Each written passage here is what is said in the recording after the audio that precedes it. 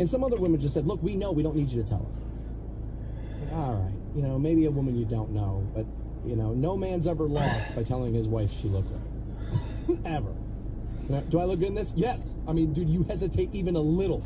How many times have you seen a movie or a television show about that premise? Oh my God, did he pause before he said yes? That's it. I'm the, you know, in the doghouse. All right, I guess I'll just take this pillow and this blanket and go sleep in the living room. You know what I mean? That's like, that's been, no man's ever lost telling his wife she looks good. Ever. Have you ever made the mistake, guy, of saying yes when a woman asks you if she looks? You don't like these, right? You ever make that mistake? Sometimes you don't even have to make that mistake. All right, let me say, this happened to me.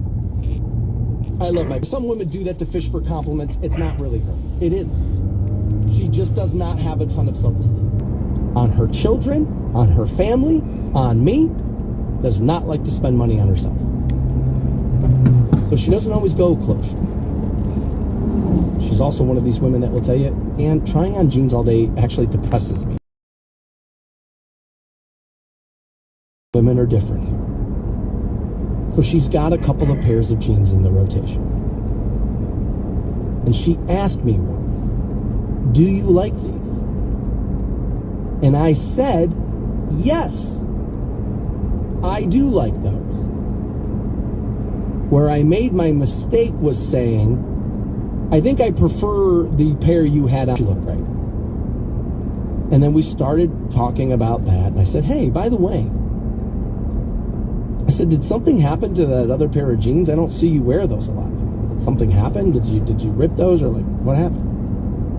And she goes, oh yeah, I don't. She's like, I donated those. I was like, what? Why? I was like, it's nice, don't get me wrong. I mean, like, I know that's who you are. You like taking care of other people. I love that about you. I said, but why? I was like, was there? She goes, because you hated them. I said, I did? When the hell did I ever say that? She's like, remember we had that conversation? You said, well, I actually prefer the other pair. I said, yes, prefer them. Why, when I say I prefer this, do you hear I hate this? I always forget. I was like, oh yeah, that's right. She's insane. Like, and that's why. But like, that's the thing. Again, a very similar thing. Her hair is naturally, I guess, a little curly, and it looks great. But I'm a hair guy. It's kind of one of my things. And I do prefer when her hair is straight. I do. I like it better. It's a preference. Now, that takes more time and effort for her, the flat iron and all of that, and she goes out of her way to do it because she knows I like it. And I said, to the one day, she was like, well, I got to get ready. I got to do my hair. I got to do this. I said, just leave your hair the way it is. Guys are like, bro, that ain't her, dog. Like, you wouldn't believe how many times I'm having these same conversations in my house. I'm willing to bet that's true. Because I laugh at her all the time. Like, we end up getting in the I'm laughing at me. It's like, because I'm sitting here thinking like I'm the one who has to deal with this. It's like, dude, every man in America is dealing with this. There's something about that where it's like, I don't know what it is, man. Like, a lot of women just don't want to believe they're as good looking as they are, or that we like you, you know, this way as much as we do this way. I guess having a preference means you don't like it as much, but take the point. I mean, she literally gave a pair of jeans away because she thought I hated them because I liked the other pair better. I was just like, okay, I have to be very careful what I say around her. Very careful. And like, she's not the kind, having said that, she's not real easy to offend. Obviously, she dates me, for crying out loud. She's used to like, okay, he's going to say some wild stuff. This guy's got some crazy opinions. So it's not that per se, but you do have to be careful with that. But apparently, as more and more women are texting in, 330-450-7625 said, oh, I'm so happy you're talking about this. I wish men would stop telling me I'm a natural beauty. I guess we're sorry. I didn't know. I didn't know. When I'm reading in this article, it's also telling me that, you know, women, they're not hiding behind the makeup. A lot of men will call it false advertisement, right? And they say, we're not hiding behind it. And we're not even trying to make you happy with wearing it. Huh, interesting. Put a pin in that. They say makeup is a form of creative expression. It can be viewed as a work of art. It's not something done to impress others. Oh, that's hercampus.com telling me that. Now, just Somebody write that down, mark that down, earmark this, have it, because in 3 months there will be an article that goes viral talking about how women feel underneath the pressure of the toxic masculinity society and the male-driven this and blah, blah, blah, and we have to do this. But it turns out her campus is telling me, nope, that's been a lie for the last 50 years. Turns out you're doing it for you to show off your individuality. Kind of funny, you can listen to him on your smart speaker. At no point in your rambling, incoherent response were you even close to anything that could be considered a rational thought. The Stansberry Show. Everyone in this room is now dumber for having listened to it. On Rock 1069. Welcome back to the Stansberry Show on Rock 1069. Nearing the end of the program, but what we can tell you now is apparently it is official. The Browns will not be in Brazil to open the season. NFL going to play a game in Brazil, and it had been rumored that the Browns could be in contention to get this game, but it looks like it's going to be the Green Bay Packers and the Philadelphia Eagles. This will take place on a Friday, the following day after the season opens on a Thursday night. The NFL invading yet another day. I think football is going to get to it could get to the point of oversaturation. I think that's a little bit of the problem with baseball and basketball. It's on every night of the week. When are they playing? The games start late. There's this, there's that. The NFL kind of dominated the day for a while, and then yes, here comes Monday Night Football. We've had that forever. Thursday Night Football, which the players do not like. Here comes that, and now we're going to get a Friday. Apparently, we're getting more games the Friday after Thanksgiving. We're getting another Christmas game. The NFL, man, like and I understand why the networks want it. When you look at the ratings of sports versus scripted entertainment right now, it's not even freaking close. You know, the women's Final Four, that championship, like 19 million. Was that a lot about Caitlin Clark? Yes, for sure. I would even go so far as to say the bulk. But I think some of it is also you don't know what's going to happen. You watch a scripted show now, you know. It's like, all right, so this is a half hour, which means I'm getting 22 minutes. The other 8 minutes are dedicated to commercials. Okay, so in the first section of this show, we got to start the first arc, and then who done it in the second. And oh my God, look, it's the guy that they pointed the camera at 30 seconds after the show started. Who did it? They're formulaic. You know what's coming. There can be comfort in that. And that could be something that makes people go, oh, this is why I want to do this, why I want to be a part of it. I think it can also turn some viewers off. You don't know what's going to happen with the sports. Oh, wait, some of you do, though, right? Rigged it for the ring. Meanwhile, she lost in the championship, so they rigged it to get her in the final just to have her lose. I mean, Jesus, you have to be stupid. And I mean stupid to believe it. The better argument is if she won the national championship, it's rigged for the ring. But once she lost, it was like, aha, go delete all those posts, big thinker. Way to go, dude. Way to go. And I think that that's one of the reasons why sports drive as much rating as they do. It's competition. We're sick of watching people try to decide whether or not you want to marry this woman if she goes down on you in the bushes. We're sick and tired of just watching the same buddy cop drama over and over and over again. Sports keep you on the edge of your seat. What's going to happen? Oh my God, did you see that? That's what happens in sports. It drives interest. That being said, there is something releasing on the streamers today. This will be Amazon, I believe, is where this is coming, and I can't wait to see it. And ironically, it will bring us back to a conversation we had to start out the morning this morning, where I was talking about, I used the word embarrassed yesterday about my video game playing. Really, the better word is guilt. I have some guilt over how much of that I use, or still do. And so we talked about that. I cleared some of that up this morning. If you missed that conversation, you'll be able to get the podcast shortly at WRQK.com. But there is a show coming out today based on one of my favorite video game series of all time. It's called Fallout. And Fallout was supposed to come out tomorrow, but apparently they have dropped, I think it's 8 episodes. They're giving them all to you today. I think it's 6 o'clock. is when that will come out, 6 o'clock Eastern. I don't know why they're going a day early, but they are going a day early. I am very excited to see this. I have loved all the Fallout games. I've played them all except for Fallout 76. That's the only one I didn't play. But I have liked them all. Now, the creators of the show said, super fans, get ready. You're going to be let down. We have to make a show here. And it's called Fallout. There's been 6 games, and we're not clearly going to get everything from every game worked into this. We also need to make it to where people who have never played the game can come in and understand what's happening. So I've said this before, where a lot of times, dude, when something gets made for television, it's not really about the diehard fans anymore. It's about that wide net. It's about making sure everybody kind of enjoys themselves, not just the super fan of the video game series itself. But I am excited to see that. But the Browns not going to be in that game in Brazil, so could they still be playing in London against the Jaguars this season? Yeah, I think that's probably still on the table. If you missed anything from this morning, make sure to pick up that podcast shortly at WRQK.com. Aside from that, done for the day, not back live again until tomorrow. Stay safe out there, be good to one another, and do it for Thursday's program. Downy Unstoppable scent beads going into your washing machine and giving your clothes freshness that lasts all day long. There it is again. It's like music to your ears, or more like music to your nose. That freshness is irresistible. Let's get a Downy Unstoppable bottle shake. And now a sniff solo. Nice. Get 6 times longer lasting freshness plus odor protection with Downy Unstoppable in-wash scent beads.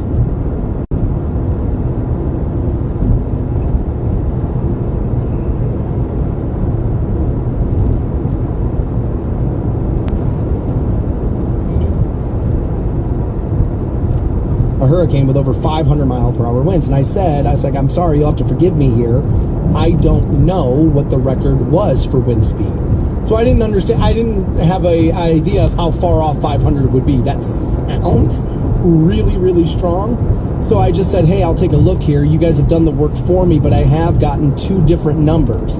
The numbers I'm seeing here is 215 was the record. Chris tells me, somebody else is telling me 253 is the record. There's a little bit of a difference in those 2 numbers, obviously, and either would still be a far way off from 500. Like, let's say 250, like 253, but you know what I mean? Let's say that's the fastest. That's half as fast as what this guy's trying to tell us will be. Now, again, you know, things can get worse over time, and we break records with these types of things all of the time. So we'll see. I think we could see something like that. The environmental ones, I think, are probable, at least, with Yellowstone erupting, and you know, a hypercane hitting the East Coast. I could see those as probable, more so than some others. I think the human chimp hybrid sounds to me like the one now, because that sounds like a white coat to me. It's our responsibility to push the boundary. You just keep reading Genesis, you loser. It's up to us to, you know, destroy everything. Right? So, like, I can see that being a thing for sure. And I hope that that's not what ends up happening there. But we talked about that this morning. We also talked about this a little bit because it is the anniversary of this. Hi, I'm Kurt Loder with an MTV News special report on a very sad day. Kurt Cobain, the leader of one of rock's most gifted and promising bands, Nirvana, is dead, and this is the story as we know it so far. Cobain's body was found in a house in Seattle on Friday morning. He was dead of an apparently self-inflicted shotgun blast to the head. Police found what is said to be a suicide note at the scene, but have not yet divulged its contents. Cobain, who was 27, had reportedly been missing for about 6 days, according to his mother. So that had happened, and that it was April 5th, and obviously Lane Staley had passed away on April 5th as well. A lot of people have made the suggestion that since they were both from the same scene, buddies and friends and the like, that coming up on that anniversary, Lane ended up doing too many drugs and OD'd because of that. Which I don't think is necessarily a crazy suggestion, right? I mean, they were friends, and they did know one another, and they are from the same scene there. And then we found out that Mike McCready of Pearl Jam, that April 5th is his birthday. So imagine being that guy. 2 of your best friends of your entire life both passed away on the same day, and now you have to be reminded of that every year on your day of your birthday. That'd be terrible. Like, imagine if one of your friends died on your birthday every year. That's how you're going to spend that day. I mean, I know nobody's going to cry for Mike McCready, but that's one of those things. I'm glad that's not my story. Aside from that, if you missed anything today, I would urge you to pick up the podcast shortly at WRQK.com. I'm done for the day. I won't be back live again until Monday morning on the eclipse. We'll pull out some stuff for the eclipse, maybe Blackout by the Scorpions, Total Eclipse of the Heart. I'll do some stuff for the eclipse coming up Monday. Stay safe out there. Be good to one another. And do, in fact, meet me here Monday morning at 6 a.m. for another week of the Stansbury Show on Rock 106.9. Hopefully you have a great weekend, and hopefully I run into you somewhere around town. With Lucky Land Slots, you can get lucky just about anywhere. Dearly beloved, we are gathered here today to... Has anyone seen the bride and groom? Sorry, we're here. We were getting lucky in the limo and we lost track of time. No, Lucky Land Casino, with cash prizes that add up quicker than a guest registry. In that case, I pronounce you lucky. Play for free at LuckyLandSlots.com. Daily bonuses are waiting. No purchase necessary. Void where prohibited by law. 18+. Terms and conditions apply. See website for details.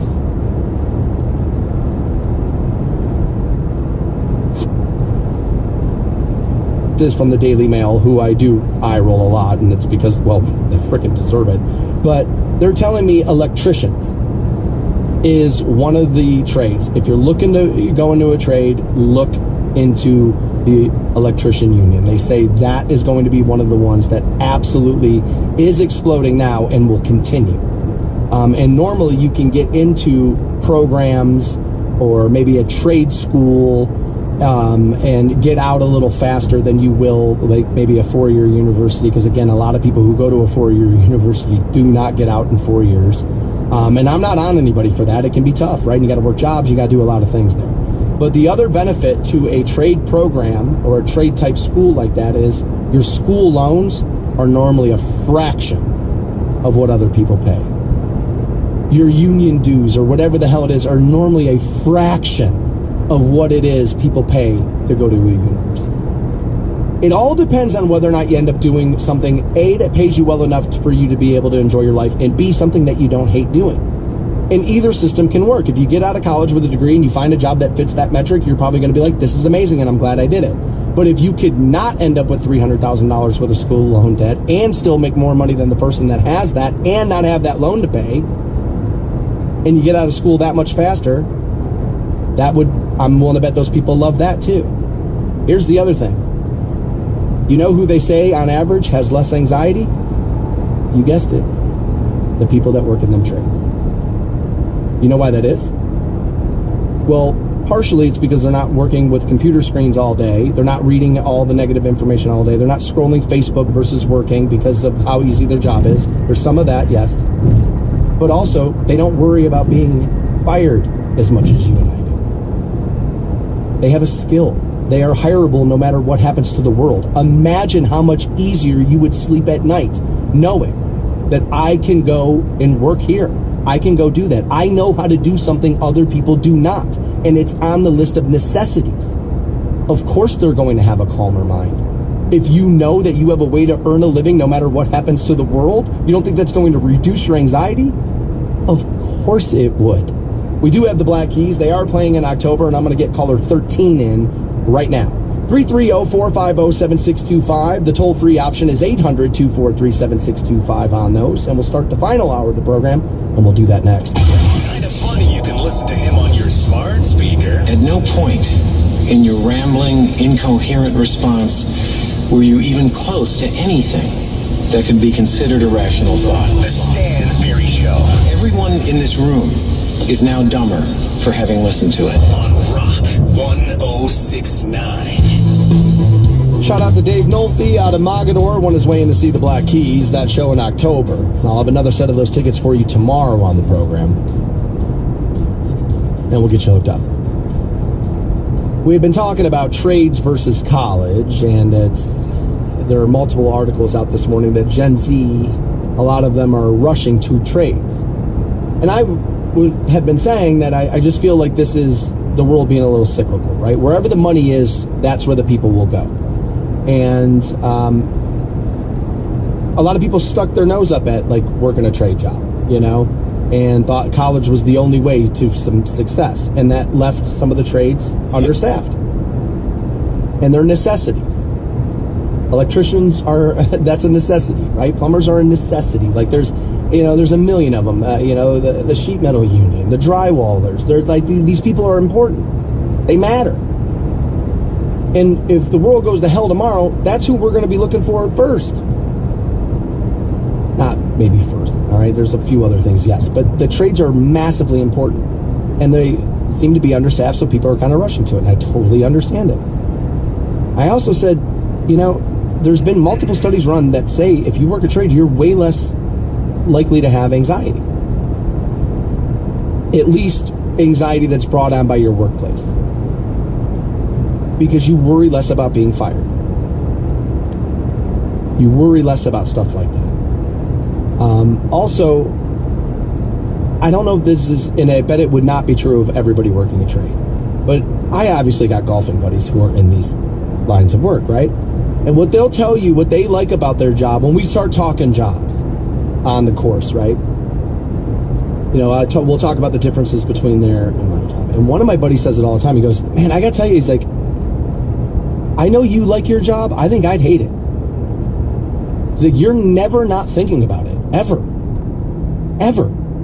Like, we're on the 11th hole on Saturday afternoon, and you're on your phone going, what the hell is there? Please tell me something's interesting. I got to find this.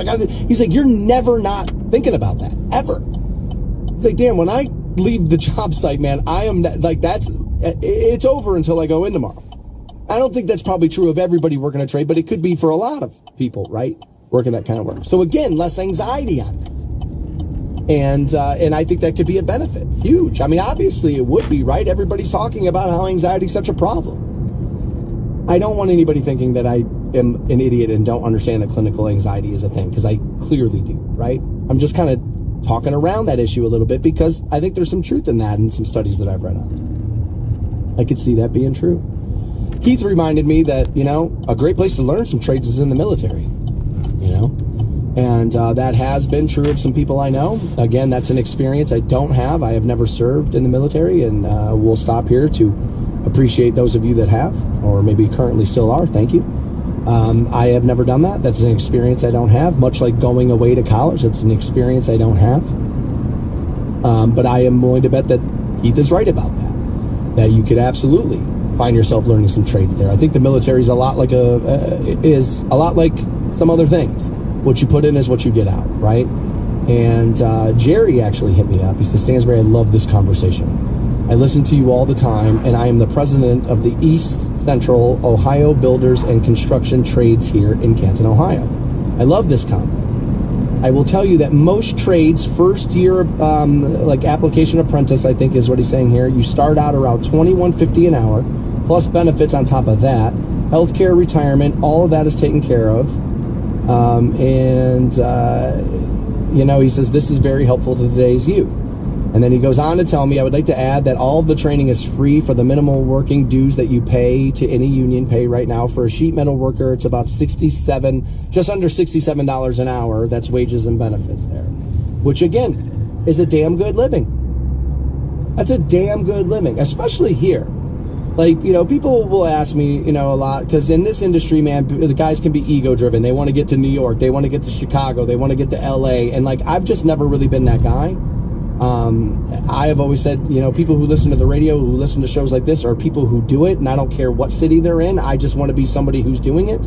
I've said forever, you give me a 15-year deal right now, I will sign it and stay right here in Canton. I am perfectly happy where I am, And one of the reasons why I love it here so much is the cost of living. It's getting more expensive to live anywhere these days, but at least here it's not astronomical. You can still have a decent life here if you're making a living, right? And so that's one of the huge benefits I have of living here. And not just I think it's a huge benefit that most of us have. Again, even Cleveland is more expensive to live here than it is here.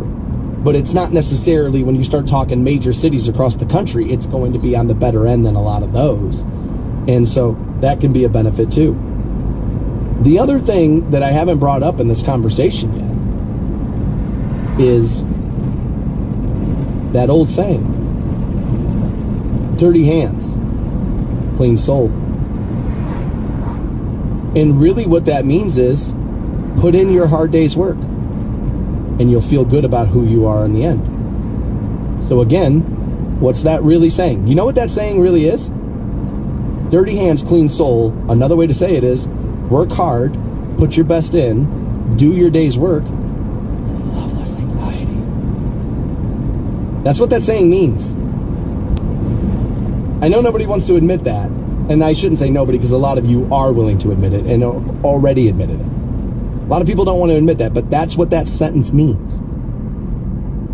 I think sometimes, I said this yesterday with, people not being, we do whatever we want, whenever we want, all the time now.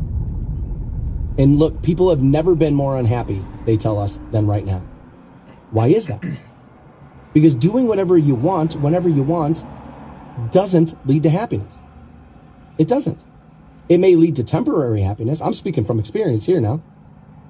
I've spent my whole life doing whatever I want, whenever I want.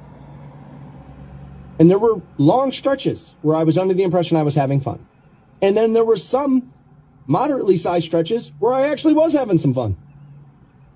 But a lot of the time I was in denial about a lot of that. That doing what you want normally comes from not having figured out what it is you should be doing. We were talking advice earlier on the program.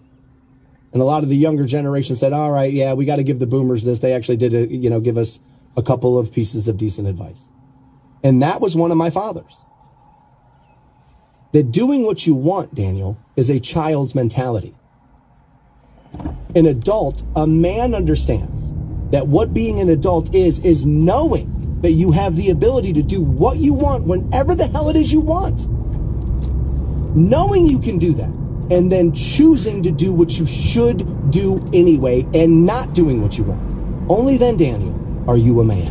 You're never too old for a good morning kiss. The Stansberry Show, Rock 106.9. Welcome back to the program. Another opportunity at some Black Keys tickets tomorrow. As we've been talking about trades,